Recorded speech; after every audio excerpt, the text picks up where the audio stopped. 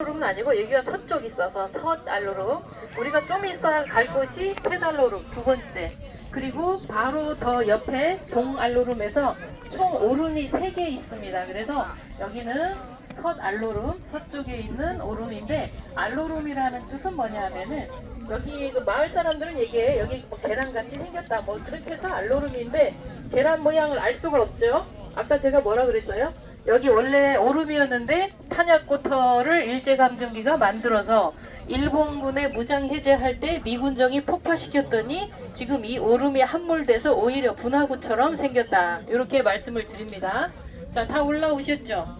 자, 아까 제가 한국전쟁, 6.25 전쟁 잠깐 말씀드렸는데요.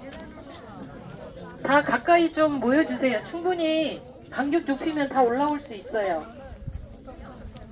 자, 안전에 유의하시고, 자, 많은 인원이 이동을 하기 때문에 여러분들이 협조를 해주셔야 안전사고가 없습니다. 자, 그리고 이제 묵념을 할 건데 희생자를 추모하는 의미에서 잠깐 침묵을 좀 지켜주시면 고맙겠습니다. 자, 이쪽으로 집중해 주시고, 방향은 제 목소리 들리는 곳으로 몸을 돌려주시고.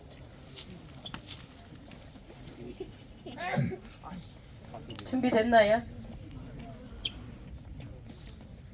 아까 말씀드렸던 대로 한국전쟁, 특히 6.25 당시에 군병에 의해서 특히 예비공석이라는 이름으로 경찰서에 체포되었다가 이곳에서 학살을 당합니다. 총 252명이 학살을 당한 학살터입니다. 그러니까 그들을 추모하기 위한 묵념을 잠시 하고 자세한 이야기는 하도록 하고요. 우선 그 당시에 한국전쟁 당시에 희생되신 제주도민, 모슬포 지역, 한림 지역, 무릉 지역 주민을 위한 묵념이 있겠습니다. 모두 묵념.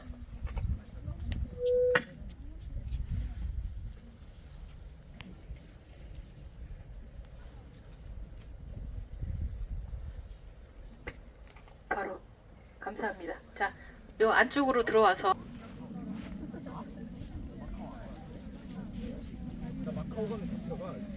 좀 서주시면 고맙겠습니다.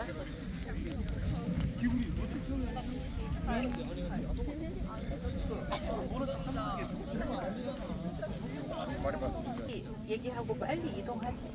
예. 식당 예약 시간도 있기 때문에 우리 친구들이 협조 좀 해주세요. 네. 자, 한국전쟁 당시엔 이상한 명령이 하나 떨어집니다. 어떤 명령이냐면 범죄를 저지를 가능성이 있는 사람을 전부 체포하라 라는 명령이 떨어져요. 여러분 친구들 생각해보세요.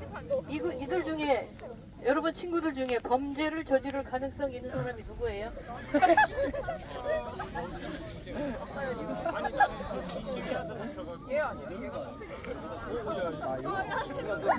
근데 여러분 친구들을 지적했는데 그게 합리적이에요? 합리적이에요? 증거 있어? 있어요. 네. 이게 웃을 일이 아니고요. 그거 하나로, 여러분이 손가락질 하나로 그 당시에는 목숨이 사라졌어요. 그 당시에 범죄를 저지를 가능성이 있는 사람을 전부 체포하라 해가지고 제주도에 그 당시에 4개의 경찰서가 있었습니다. 제주경찰서, 서귀포경찰서, 모술포경찰서, 성산포경찰서 해가지고 4개의 경찰서에 1100명 이상이 체포가 됩니다. 그리고 그들을 등급을 나눠요. 이 사람은 정말로 범죄를 저지를 가능성이 농후해 D, 그 다음 그거보다 조금 덜해 B는 잘 모르겠는데 A는 조금 희박하지, 그럼에도 불구하고 범죄를 저지를 가능성은 전부 있어. 이렇게 판단을 하죠. 지금 무슨 뜻인가 하면 아무런 이유 없이 사람들을, 특히 소위 말하는 그 얘기를 들어보면은요, 그냥 경찰서에 잠깐 왔다 가세요 이렇게 해놓고는 전부 체포합니다. 그런 사람들을 범죄를 저지를 가능성이 있는 사람으로 분류를 하고, 그리고 등급을 매기고 C와 D에 해당하는 사람들에 대한 대대적인 학살이 제주도 전역 4개 경찰서에서 진행이 되죠. 그래서 이곳이 모슬포 경찰서에 수감되었던 사람들, 그리고 무릉지석, 바로 이곳에서 약 한 5km 떨어진 지역 중산간 지석 마을인데요. 거기도 지서가 있었는데 한림어업 창고, 그 수산물을 이제 가공 판매하는 그런 수산물을 저장하던 창고, 무릉경찰 지서에 수감되어 있던 사람들이 바로 오른쪽, 여러분이 보고 있는 오른쪽 그쪽에서 1900 몇 년도 50년 음력으로 7월 7일, 양력으로는 8월 20날 새벽 2시에 한 63명이 먼저 학살이 됩니다.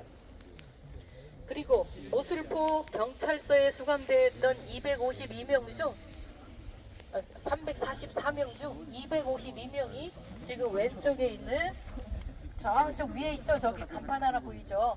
바로 그곳에서 희생이 되는데요. 그 당시에 군인들은요, 훈련을 했지만 사람을 쏜다든가 이런 경험들이 전혀 없었어요. 그래서 저기 쓰여진 게 뭐냐 하면은 그 당시에 군인들이 사람을 쏘거나 했던 전혀 그런 이런 실전 경험이 없기 때문에 제주도 사람들로 하여금 한 사람씩 세워놓고 저기서 총살해가지고 요 밑으로 떨어뜨립니다. 그렇게 잔인하게 했어요. 자, 그래서 252명이 바로 이곳에서 희생이 됩니다. 그리고 시신도 걷어가지 못하게 합니다. 그래서 약 시신이 이 양쪽에 약 252구의 시신이 약 6년 동안 방치가 돼요. 그냥 어쩔 수 없어서 여기는 몰래 한림 무릉 지역 주민들이 몰래 시신을 걷어가 버립니다. 한 3월달 56년 3월달에. 그러니까 이쪽에 있는 유족들도 우리도 좀 시신 좀 걷어가게 해주세요. 유가족들이. 그렇게 해서 겨우겨우 당국의 허락을 받고 이 시신을 걷어가는데, 여기 보시는 바와 같이 탄약구토가 폭발하니까 지대가 낮아져서 물이 모이는 지역이 돼버렸어요. 요 오른쪽에 보이는 게 그 당시 탄약구에서 걷어낸 저기 잔해물입니다.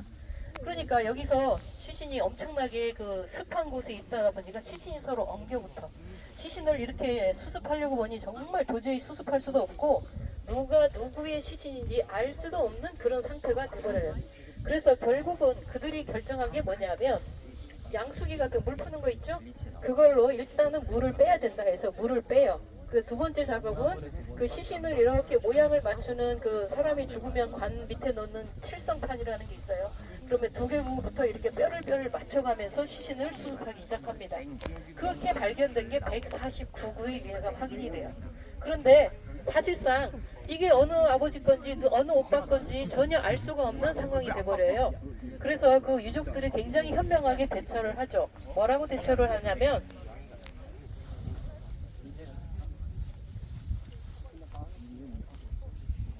우리 조상은 100명이 넘게 돌아가셨지만 같은 날 한날 한시에 돌아가셨기 때문에 우리 후손은 하나다.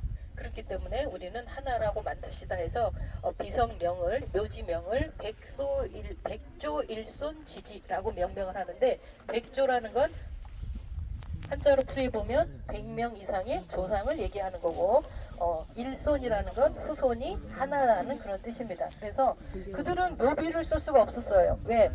이게 누구의 시신인지 알 수가 없으니까. 그래서 지금 여기서부터 약 1km 떨어진 4개의 공동묘지를 자기네 유족들이 마련을 하고, 거기에다가 애기 무덤처럼 조그맣게 무덤을 132구의 무덤을 만듭니다. 그 중에 한 19구 정도는 시신이 정확하게 유품이라든지 뭐 확인된 사람들은 유족들이 가져가고, 그렇지 못한 유해들은 지금도 132구의 유해가 바로 이제 사계리 공동묘지에 이름 비석 하나도 없이 그냥 무덤만 이렇게 있습니다. 지금은 역사 기념관이 만들어져서 그 당시의 역사와 그 유품들을 좀 볼 수 있는 그런 공간으로 조성이 됐는데, 오늘은 저희들은 가보지는 않고요. 그 역사가 바로 이제 백조일손 기념관 역사관으로 좀 이어지고요. 그 다음에 이제 이 유족들이 또 너무 억울하잖아요. 그렇죠? 아무런 이유 없이 희생이 되었기 때문에 이 모슬포 사람들이요, 국가를 상대로 포고를 해요.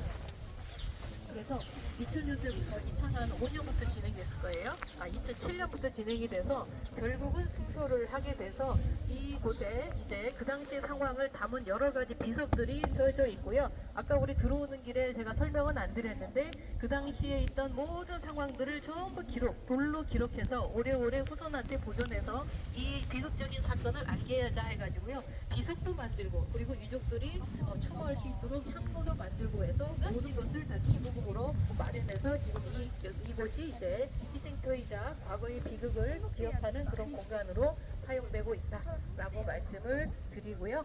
이제 다른 곳으로 이동을 하겠습니다. 우리가 점심 먹는 가는 길인데